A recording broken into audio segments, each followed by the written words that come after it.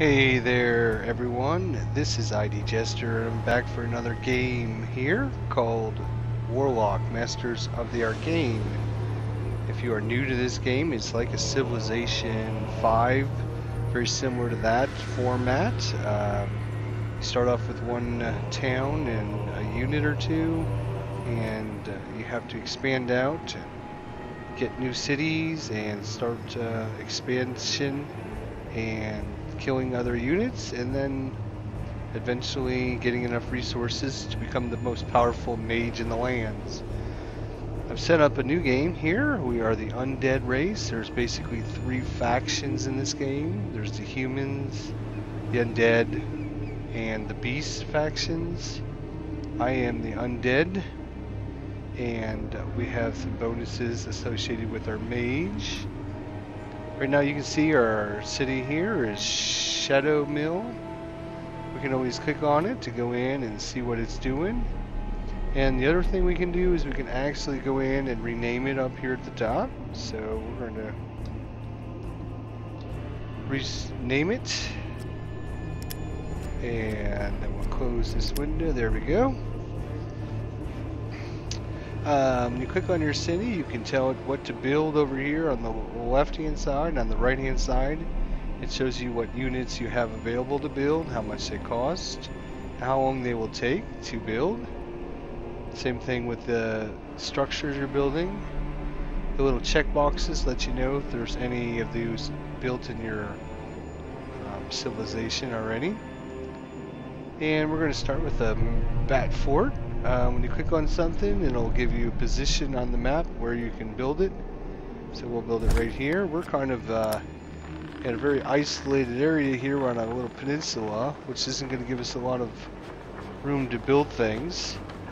When your city is level 1 to 4, you have all the surrounding hexes that you can build in. When you go up to level 5 through 9, you have the second ring of hexes around you to build, and when you get 10 or higher, you get the next hexes around, so 3 hexes away. So you can't build your cities too close to one another. Here we can start with a couple different units. I'll right click on it to give you an overview. Here's their movement points, their attack value, their hit points, and their upkeep costs, and their sight range, and if they have any special bonuses or penalties associated with them.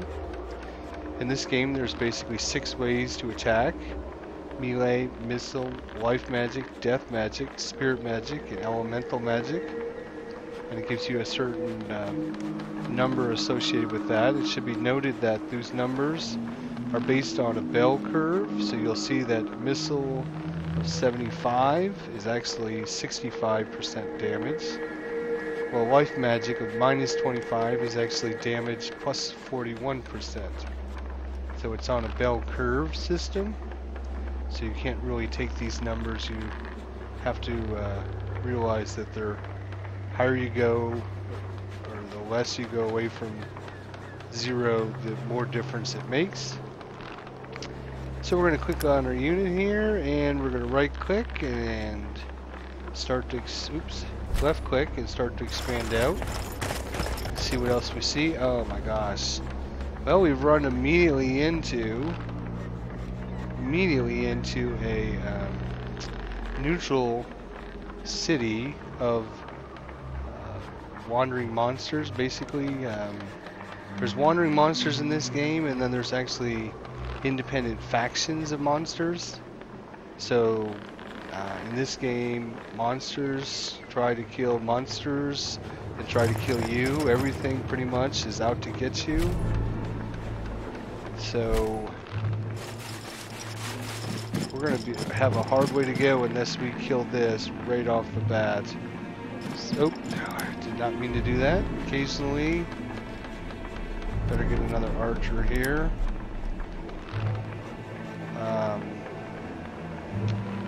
Occasionally you click on a unit and you'll go to click on something else, and if you don't deselect the unit will still move in that to that location. In this game, your spells up here in the top left-hand corner. You can summon up to, you can research up one of the 5 available spells, and it gives you the idea of how long it'll take, the cost of the research, how many research points, and what the spell actually does. So we're going to summon imps is our spell we're going to start to research.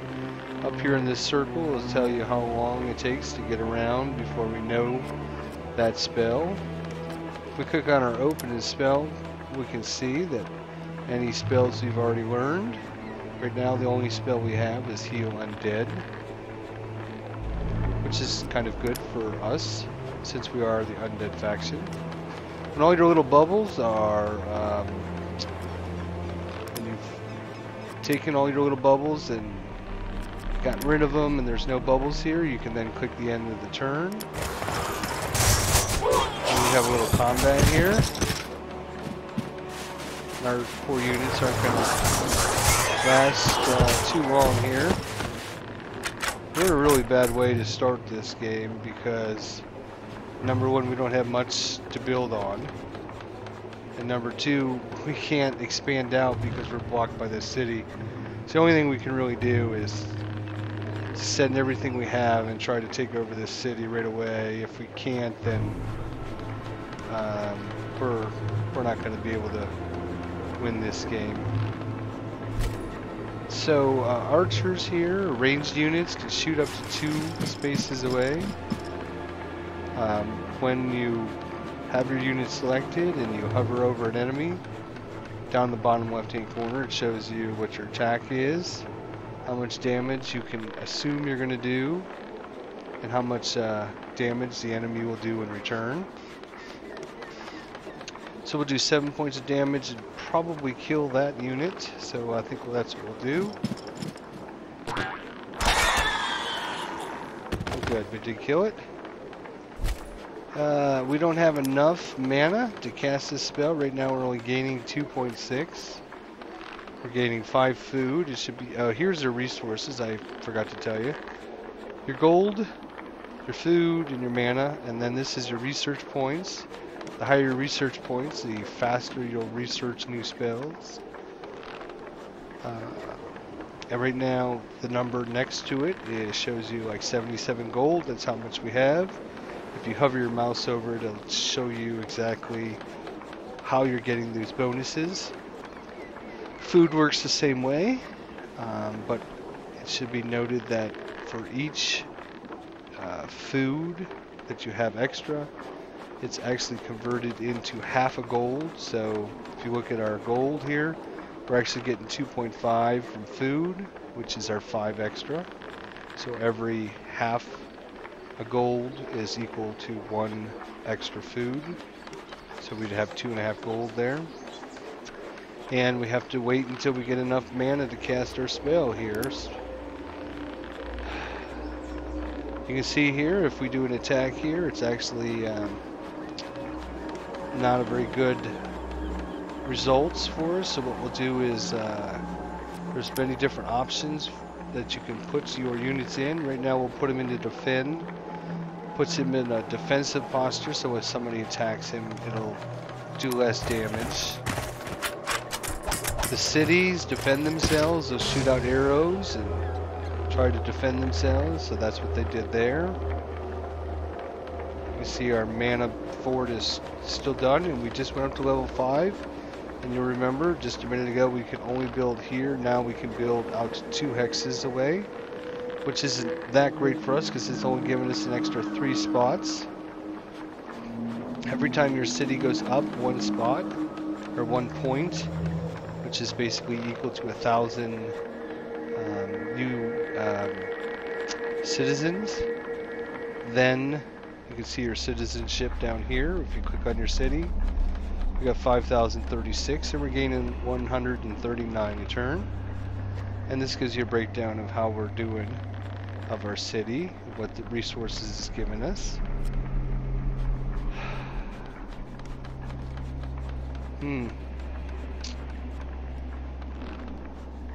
Trying to see what I want to build because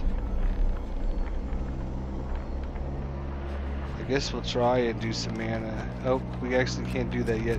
When you go up to level 5, you can then build settlers, but there's no sense in building settlers for us because we've got nowhere to settle right now. So we got some new archers. Just like Civilization 5, you can only have one unit on the space though, so what we want to do is probably move these guys over here. And then we can move up this second group of archers. If we move this guy up one more spot maybe, and this other group of archers can move up here. Anytime your units move on top of buildings that have been, the lands have buildings on them, then it only costs them half a movement point, so it's much easier to travel on developed areas than undeveloped areas, such as these. When you run out of movement points, you won't be able to attack, so fortunately this unit still has enough left to shoot. And notice when you shoot at a city, it'll damage both the city and any units in there. To take over a city, though, a city has to be reduced to 0 hit points. Once it is, then you can take it over. Ooh, critical hit, that's good. So you notice I don't have any units in my city, so if an enemy landed here and started attacking my city, they'd have to reduce it down to 0 hit points, and you notice it has 250 hit points, so unless they have a very powerful unit, it would take them quite a few turns to do that. And I guess we could do an attack, but again, it's not a very good option. So move this guy back a space here. Our skeletons have an ability though, fortunately for us. They have the skeleton resistance because they're made of bones. They don't have much to hit. So they have a resistance of plus 75 to missiles. So they only take 65% damage. So if this city is shooting at us, hopefully it won't do much damage. You can tell this is a neutral city because most of the neutral cities have like a grayish, dark purple looking color that goes around it. That means it's a independent, wandering monster. I guess in this case they're not wandering monsters, but independent monster faction that is grouped together. So if we can take over this city, that would be what we can do. It would be the best idea. Alright, so it tells us here we can recruit skeletons in the city of Mordor, which I just explained. So all the bubbles are gone. The city shot at us, and notice it didn't do much damage. In this game, any units can go in the water. They basically, you don't need any transport ships or anything. You just move the unit in the water. When they're in the water, they're very vulnerable to any attacks. And but it's a way of moving units from islands and from getting stuck on to make it cross channels and to get to different areas. Right now we're only doing 2 points of damage every time, but you see the hit points. It's only a level 1 building, so it doesn't have, or a level 1 city, so it doesn't have that many hit points. It actually has, if you can look at the bottom left-hand corner, it has 38 hit points. So, you know, we knocked it from 50 down to 38. So it's going to take us a few turns. When your unit is not next to an enemy unit, you can actually click on a rest button, which will restore some of its hit points. So that's going to move that skeleton back away so that it's not adjacent to an enemy. And a lot of strategy is using your units to get adjacent to enemies so they can't heal. We can actually now, one of the best units in the game is these green bats, especially in the early game. They're a scout unit that can fly around the map, and you see a lot of these shipwrecks and different things scattered around the world that we can pick up and use, and just kind of scout out and see what we want to look at. And they're a great level 0 unit. Magic Tower. Now this would be interesting if we build this. It's going to take 2 turns. But a magic tower can go here, and it actually shoots 3 spaces away. There's an upkeep on that, but it would help us destroy this city a little faster. So we're gonna build that. Unlike Civilization, if an enemy unit's standing on top of your different areas that you've already civilized and put buildings on, they can't do anything to those locations, except for defensive structures. This bat fort is actually a defensive structure, but it only shoots 2 spaces. So we could actually use this as a defense if somebody was to come within 2 spaces away. And we have construction, which shows us our bat fort. And our turn's over. And we're going to start going through the turns pretty quick here. We're up to turn 5 already. Got a few new bubbles. Recruiting is complete. We got our new warriors, so we're going to try and bring these guys up to the front. Bring them right up front. Notice it only costs him, instead of 1, 2, 3, 4 movement points, it cost him 3. This was considered developed lands. It only costs you half a movement point. So 1, 2, 3, I'm assuming. Alright, time to move these guys back in. And let's see if we can start taking this. That was actually silly on my part. What you should always do is use your range units to weaken the enemy units, because your attack and defense is based upon the strength of your units. And we just have a unit level up here. When they level up, you'll get a new ability for that unit. So we'll take extra marksmanship there. Same thing here. So your attack and defense is based on your health. So this guy that attacked the city when it was at full health should have used my ranged archers to knock down its health and probably got a better attack out of it. And we'll go ahead and end our turn. This unit decided to come out and attack us. The city's attacking us, and 2 of our units leveled up. So we'll have resistance to melee. Well, let's take the damage bonus right now. Click on this one. Take a damage bonus. Right now, we're all about trying to do as much damage as possible.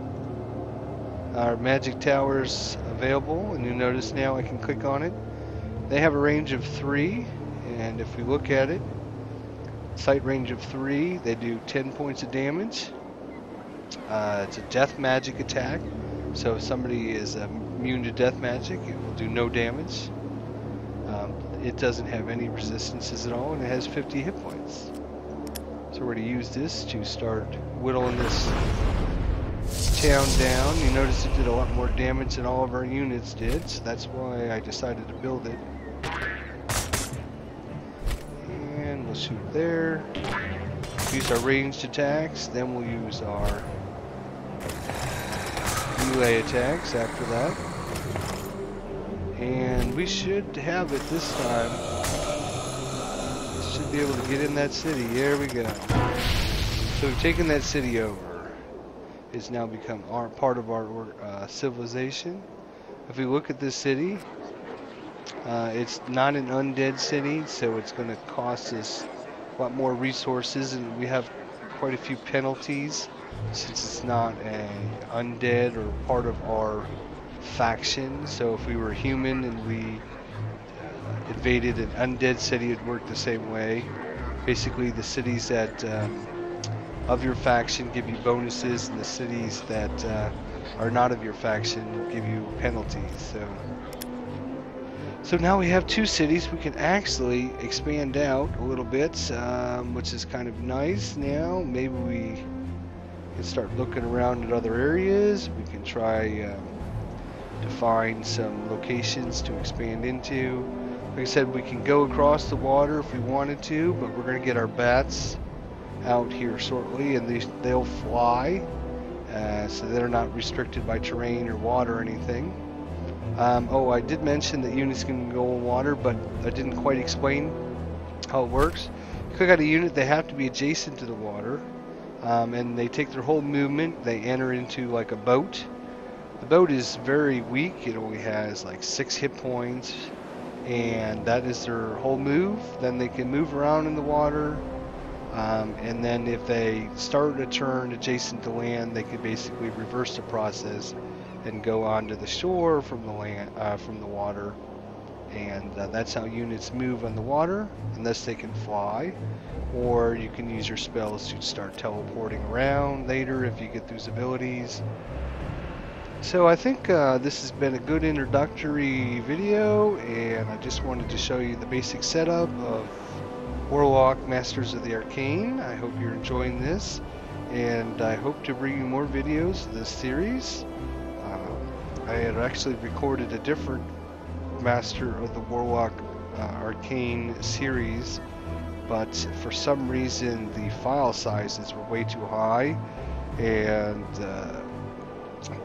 I was recording in 1080 mode, and the files were getting up into 4, 5, 7 gigs for like a 30-minute video. So I'm trying to keep the videos a little shorter, and I actually turned down the recording state to 720, so that way I can try and get a good amount in a video without it being too big a size.